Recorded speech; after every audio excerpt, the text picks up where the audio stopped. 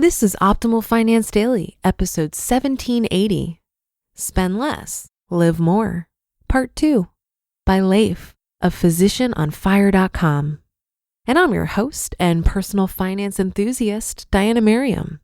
Today's post is actually a continuation from yesterday. So if you're new here, it'd be best to listen to yesterday's episode first. But if you're all caught up, let's hear part 2 and continue optimizing your life. Spend Less, Live More, Part 2, by Leif of Physician on Fire.com. It's been more than a decade since Daniel Kahneman and Angus Deaton published the article High Income Improves Evaluation of Life, but Not Emotional Well-Being, establishing the loose connection between income and happiness.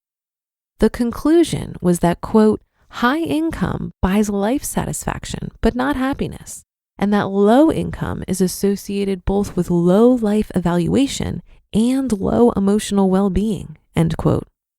The number at which happiness failed to rise with higher income was 75,000 in 2010. Inflation has pushed that closer to 100,000 in the 2020s, but you'll still hear the 75,000 quoted quite often. If you read the study, you'll note that life satisfaction, as measured by the study, did continue to rise with rising income, but we see diminishing returns with small incremental increases even with large steps up in income. Quote, we infer that beyond about $75,000 a year, there's no improvement whatever in any of the three measures of emotional well-being. In contrast, the figure shows a fairly steady rise in life evaluation with log income over the entire range. The effects of income on individuals' life evaluations show no satiation, at least to an amount well over $120,000, from Kahneman and Deaton in 2010. One challenge in interpreting a study like this is the fact that it's based on income and not spending or net worth. I believe, and this is somewhat based on my own experience and that of people I've gotten to know in the FIRE community, that net worth increases may boost happiness and life satisfaction as much or more than income or spending. Note that spending and net worth gains are inversely correlated, especially in the accumulation phase of wealth building. A dollar spent is a dollar not saved or invested.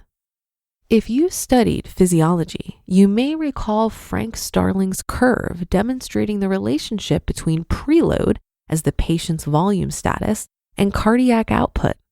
As preload, as measured by LVEDP, increases, cardiac output increases up to a point.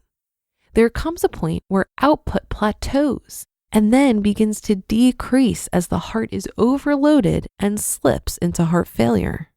Replace preload with spending and cardiac output with happiness, and I think you get a nearly identical curve. When your baseline is to not spend much at all, as you open up your wallet, you can really improve your life and life experiences in meaningful ways.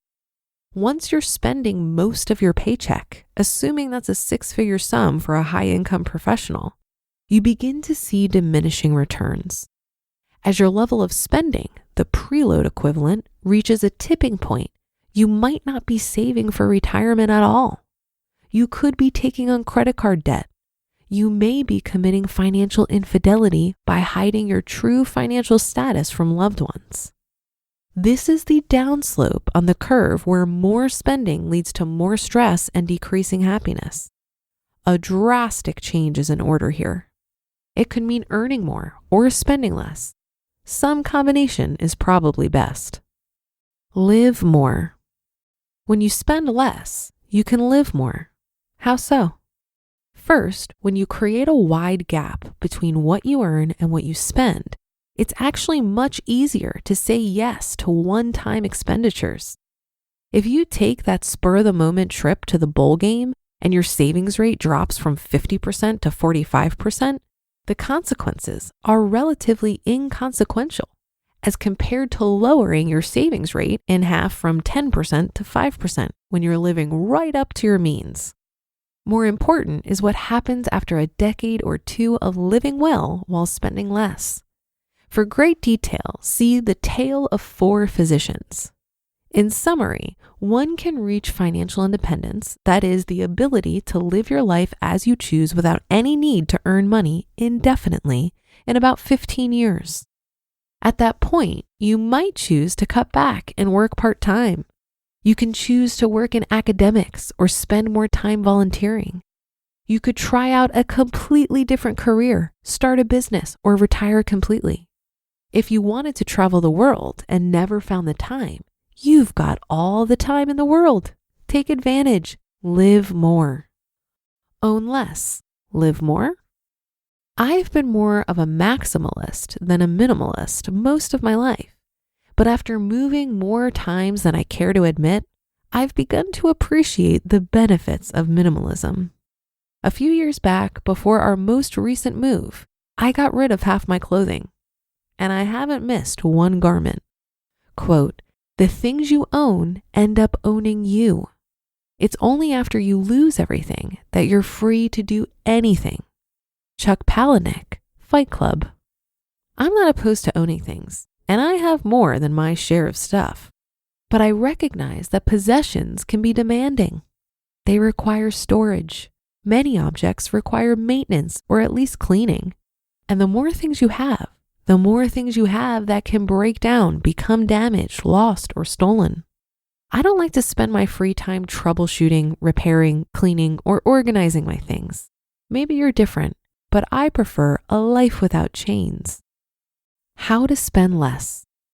If you agree with the premise of spending less but are unsure where to start, I can share some tips. Track your spending with Personal Capital or a Mint to establish a starting point.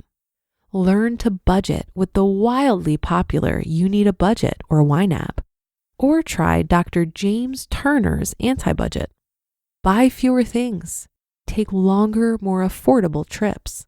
Get flight alerts from Scott's Cheap Flights and go to Mexico for $200 or Europe for $400 round trip like we have. Use credit cards wisely. Always pay the balance in full and easily earn free flights, hotel nights, or straight up cash back.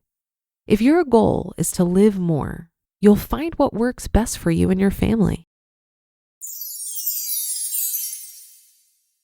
You just listened to part 2 of the post titled Spend Less, Live More by Leif of PhysicianOnFire.com. I think for most people, the benefits of spending less is having more money to save, invest, and grow your net worth. Becoming financially secure has huge benefits and can open up a lot of options in terms of navigating obstacles and seizing opportunities. However, as my minimalist friends know, there are more benefits to spending less that have little to do with money. Socrates said that the key to happiness is not in seeking more, but in developing the capacity to enjoy less. When I think about my self-imposed restriction when I was getting out of 30 grand of debt in 11 months, I don't remember feelings of deprivation. I remember it as an incredible time of personal development. I stopped wearing makeup and got comfortable with what my face looked like. I spent more time alone reading books from the library, journaling, and working out. I learned new skills like cooking, and I showed myself that I'm actually more resourceful and creative than I ever knew. I developed the capacity to enjoy my own company. What a freaking concept! I think the key to spending less, aside from the practical things like tracking your spending and engaging with a budget, is to develop an abundance mindset. Foster an intense sense of gratitude for the material wealth that you already have. And marketers will have a tough time convincing you to buy more. What if you could get yourself to an emotional state where you know that what you already have is enough without any change in your circumstances? It might sound far-fetched, but I can tell you from firsthand experience, it is possible. And that's another episode and weekend of Optimal Finance Daily in the books. Thank you for your support and for listening every day. I'll be back with more posts for you on Monday. So have a great rest of your weekend, and I'll catch you tomorrow where your optimal life awaits.